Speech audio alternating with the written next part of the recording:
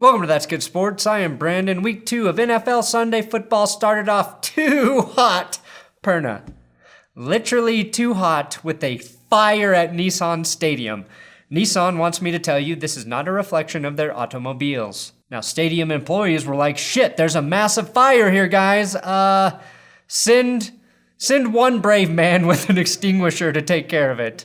This apparently was a pyrotechnic malfunction. It did not delay the start of the game, unlike that bitch-ass lightning in Carolina on Thursday night. And the most popular thing I saw that this fire represented metaphorically on Twitter was, much to Larry Johnson's chagrin, the end of masculinity in the NFL. Now, I thought LJ was crazy, but then I saw Juju Smith-Schuster get tackled by KJ Wright after the two held hands for too long.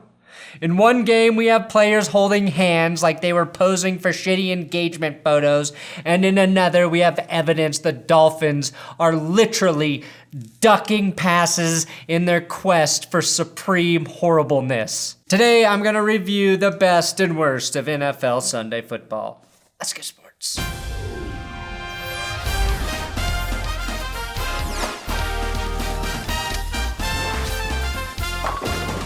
Please, if you're new to this channel and you like football and somewhat okay jokes, subscribe here. First though, I have Big Dick Patreon shoutouts for an apology to Gucci Guwap for missing your first shoutout, but to be fair, Gucci, you changed your name like 3 times since sending me this message. $20 from Eddy. Pinerio is a kicking god. Okay, fine, fair enough. $20, I'll say it. DeRigio Dredge. Chris Atencino, a Pueblo alum, shout out Pueblo. Mr. Isolation _SCRB Swag, Raiders own Brandon Perna, well, $3 is barely enough for me to say that, and Kirk Erickson. Thank you guys for all of your donations. Patreon.com/that'sgoodsports is how this channel stays alive and makes these delightful videos. Jags lose to the Texans 13-12. As do the plants in a garden grow, so does the legend of the best gardener in the NFL to not win a game yet, Gardner Minshew. Gardner led a nice comeback drive, only to get foiled by head coach Doug Marone, who went for 2 points instead of the extra. Like a reliable gardener, Doug, a sick-ass Lambo is always a safe bet.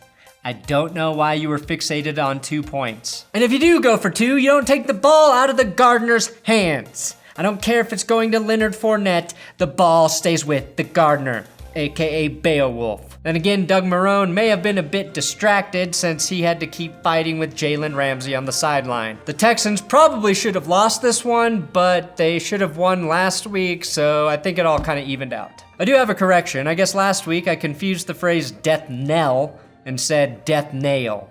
My apologies for getting shit that doesn't matter wrong. I do that a lot here. Death knell is the ringing of a bell after a death. Nail in the coffin is what I was thinking, and that's what Eagles fans do at their tailgates. Not to be confused with a tailgate, where a farmer or gardener tells a long-winded story while leaning on the fence next to his cattle gate.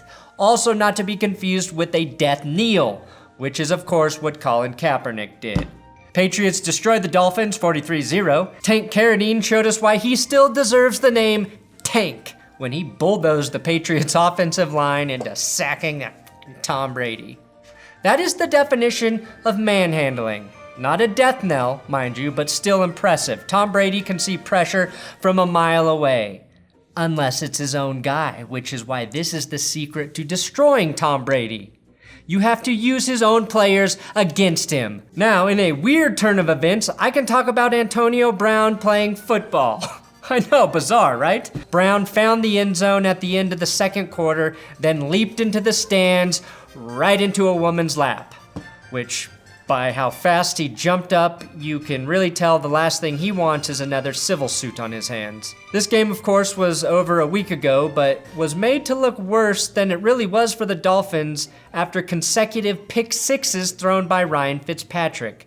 Miami held New England to just 13 points in the first half, and were only down by 23 when Fitz threw his first and second ever pick sixes. And yes, I said Dolphins were only down 23 like it was a fucking compliment. Miami gave up 103 points in the first 2 weeks, most ever by a team, and now we root for them to have the most historically bad defense in NFL history. At one point in this game, the Patriots had 123 interception return yards to the Dolphins' 93 yards of total offense. And I feel very sorry for Josh Rosen. Todd Flores sends him in during garbage time again, just so he can get immediately sacked. Fuck you, Todd Flores. Make Fitzpatrick finish that bullshit game and give Rosen the chance to actually start. Not come in after the team has unequivocally given up. No quarterback has ever faced a worse situation than Josh Rosen. Followed by an even more shitty situation. Then we have the helicopter play. Now this was not from the NFL, but from College Football Saturday. It's the craziest helicopter spin I have ever seen since accidentally clicking on meatspin.com once a day for a year. I've never seen a player get hit where the trajectory shot him straight up into the air that fast, that beautifully. Now I forget how Black Swan ended, but if they combine that with Black Hawk Down, this is the poetic helicopter mashup ballet we all deserve.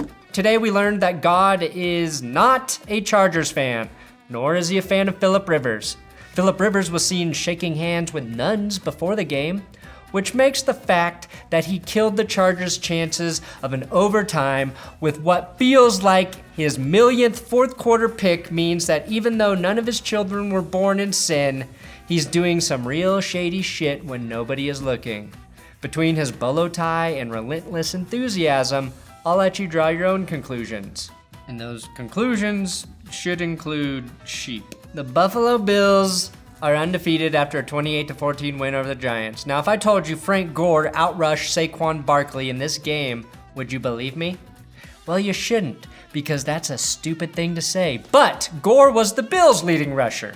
The Giants are gaining nothing right now by keeping Daniel Jones on the sideline. Things are so bad for the Giants that Janoris Jenkins dressed himself in a snow-white sweater after the game, meaning he too would rather eat a poison apple than get continued and unwanted advances from 7 dwarves, and that hopefully one day he will be awoken by a kiss when his team has a real quarterback again. There was a chance you could have ended up in New York. Obviously, the Jets were heavily involved. I'm in New York. Here. Okay, yeah. Packers defeat the Vikings 21-16. Kirk Cousins is the only man I will ever say about this. His football skills are worse with a beard. That Amish beard literally appeared in just a week. He did not have that thing last week, I swear. The Packers defense looked pretty good before Dalvin Cook split them like logs or whatever the fuck Vikings chop for fire. And Aaron Rodgers' sexy dating history continues. First it was Olivia Munn, then Danica Patrick, and now the cutest one of all, Cherry Star. You know what they say, older the berry, sweeter the juice. I don't care if that is inappropriate or inaccurate, it's cute. You can literally see how jealous Brett Favre is, right in his eyes after Rodgers hugs Cherry. Aaron told Cherry, if you get a text from Brett, do not open it. Cherry asked, well, what if Kirk Cousins texts me? Aaron was like, he's Amish now. He's not allowed to use phones or have electricity, so don't worry about it.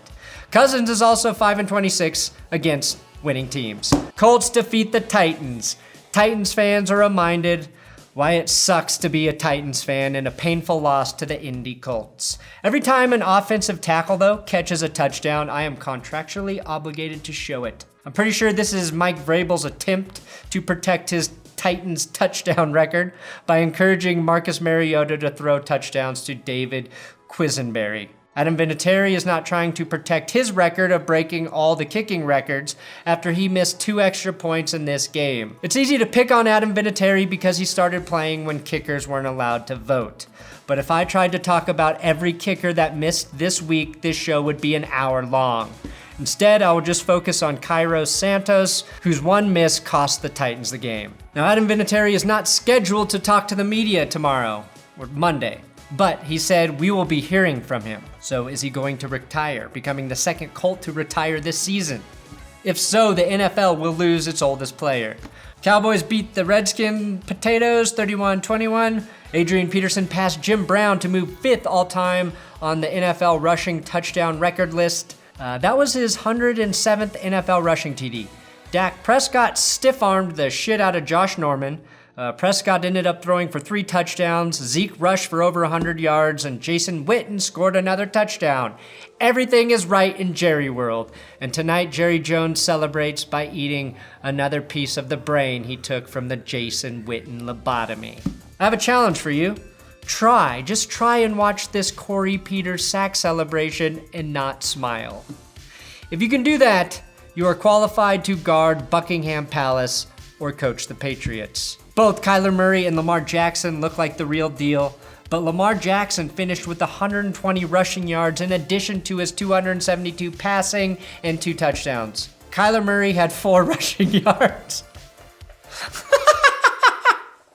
Kyler, if you want to be a good NFL QB, you better be a running back first. Did you learn nothing from Lamar Jackson? Seattle Seahawks win them Steelers 28-26. Ben Roethlisberger suffered an elbow injury, and I warn you, this is pretty gruesome.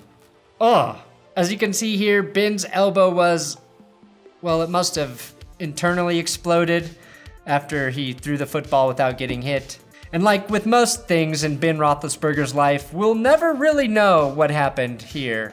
Mason Rudolph came into the game and immediately threw an interception by bouncing the pass through Dante Moncrief's hands. The audacity of Rudolph. He should have known, under no circumstances do you throw the ball to Dante Moncrief. He is a floor model receiver, to be targeted only if there are no other options. And even then, you have to assume it's defective. Rudolph learned from his mistake and completed a pretty cool 45-yard flea flicker to Juju Smith-Schuster in the loss. Pete Carroll won his 100th game on his birthday and had fun celebrating with the team, but did not get to blow out any candles because we all know what he would wish for. And if nuns didn't help Phillip Rivers beat the Lions, I don't think Jesus is turning back time for a goal line do-over. 49ers pulverized the Bengals. I thought the one game I wouldn't have to mention would be the 49ers-Bengals game. Welp, when the 49ers put up 572 yards of offense, and the running back stable without Jerick McKinnon and without Tevin Coleman combined for well over 200 yards, you have to believe Kyle Shanahan is proving the Bengals suck. Chiefs beat the Raiders 28-10. I had one question heading into this game. Are the Raiders legit? The answer was yes, for one more quarter. Then Patrick Mahomes went off, threw 4 long touchdown passes in the second quarter, and then scored 0 points for the rest of the game because, again, the Raiders are pretenders. Demarcus Robinson finished with 172 receiving yards and 2 touchdowns. And of course, this is the last time we will see a dirt infield in an NFL game. So it's fitting that the son of a baseball player got the win. And the Chiefs said to honor the history of the Raiders, they promised to bring a little dirt with them to every game this season. Rams win 27-9, and this is a weird one. Drew Brees left this game with a thumb injury, making him the second quarterback named Drew with a last name that's a noun or a verb to suffer a thumb injury this season. And don't even let me begin to say what this means when you throw Andrew Luck, noun or verb, into that conversation. The Saints may have gotten screwed on that defensive touchdown that was called back, but at least Rams and Saints fans know when to properly boo a guy in a Tom Brady jersey together.